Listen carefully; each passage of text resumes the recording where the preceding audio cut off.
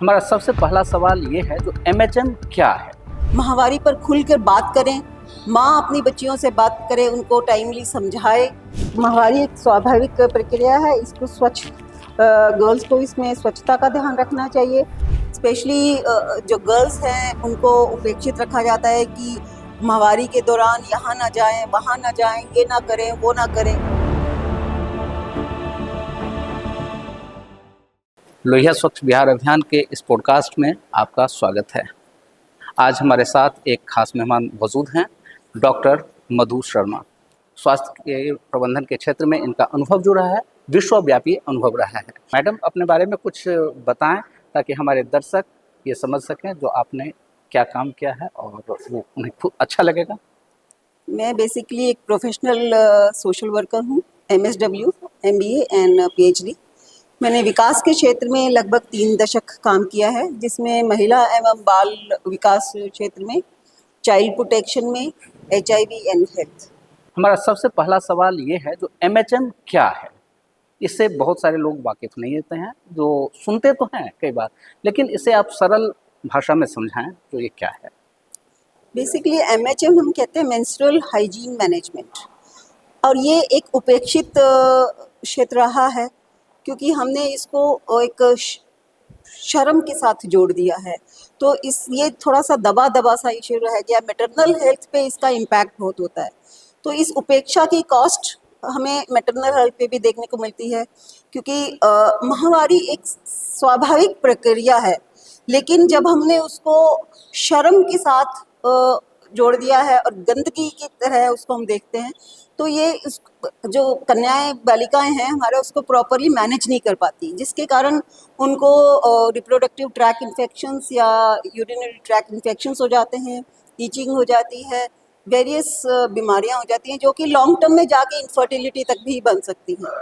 तो इसके लिए ज़रूरी है कि हम इस क्षेत्र में माहवारी पर खुलकर बात करें, माँ अपनी बच्चियों से बात करे, उनको टाइमली समझाए, और स्कूलों में टीचर्स भी बच्चों से खुलकर बात करें। जैसा कि आपने कहा है कि ये काफ़ी एक उपेक्षित विषय रहा है, लेकिन अब तो समय काफ़ी बदल गया है या तेज़ी से बदल रहा है, तो क्या इसमें कुछ बदलाव आ रहा है?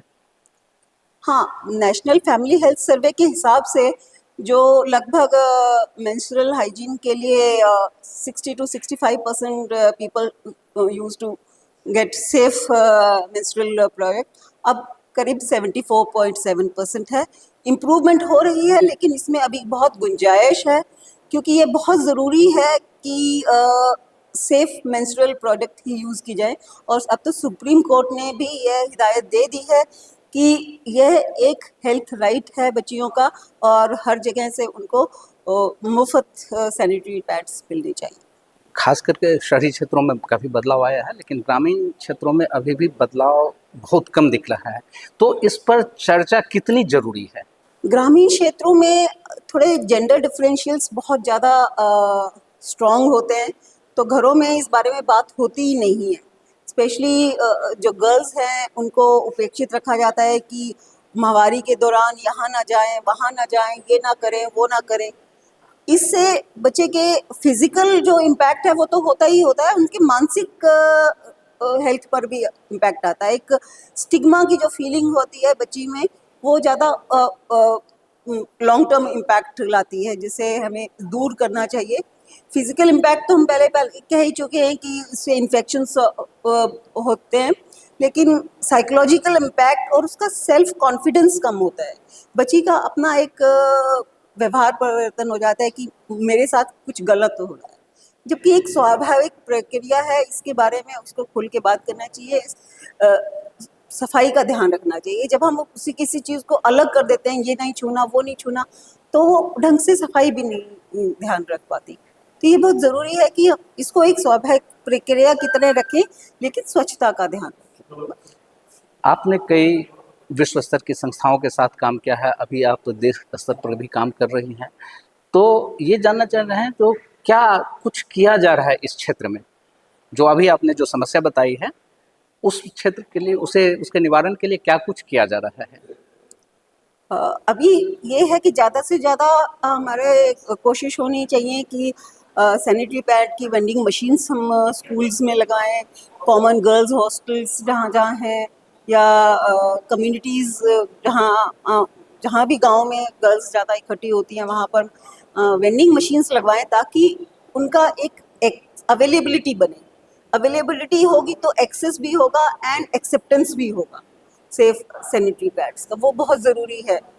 क्योंकि अफोर्डेबिलिटी की बात है, एक्सेप्टेबिलिटी की बात है, it has to match everything, ताकि ज़्यादा से ज़्यादा बच्चियाँ सैनिटरी पैड्स यूज़ कर सकें और अपने स्वास्थ्य का ध्यान रख पाएँ। अभी डिजिटल युग चल रहा है, तो उसमें इस जानकारी और जागरूकता को बढ़ाने के लिए क्या कुछ किया जा सकता है? बेसिकली जो गर्ल्स के साथ कुछ दिक्कतें आई हैं, they should talk about it, कि कहाँ छोटी से छोटी जानकारी के अभाव में उनके साथ क्या नेगेटिव इम्पैक्ट हुए, या जानकारी होती तो क्या इम्प्रूव होता। तो the personal stories from girls and women should come out openly, ताकि और आने वाली बच्चियों को भी उस चीज़ में उत्साह मिले कि एक स्वाभाविक प्रक्रिया है, इससे डरने की ज़रूरत नहीं। तो वो डर और भय वाला। अपने अनुभवों के आधार पर कुछ संदेश अगर हमारे दर्शकों को देना चाहती हैं? हम यही कहेंगे कि हमारी एक स्वाभाविक प्रक्रिया है, इसको गर्ल्स को इसमें स्वच्छता का ध्यान रखना चाहिए, ज़्यादा से ज़्यादा सेफ और क्लीन सैनिटरी पैड्स यूज़ करने चाहिए, और नहीं तो कुछ गांव के स्तर पर अपने अंडरगारमेंट्स को भी धूप में सुखाएं।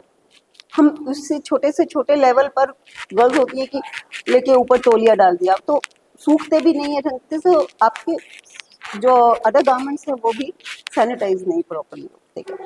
आपने जो जानकारी दी, मुझे लग रहा है जो हमारे दर्शकों के लिए यह जानकारी काफ़ी लाभदायक होगी और समाज में एक परिवर्तन आएगा। जी मैडम, आपका बहुत बहुत धन्यवाद।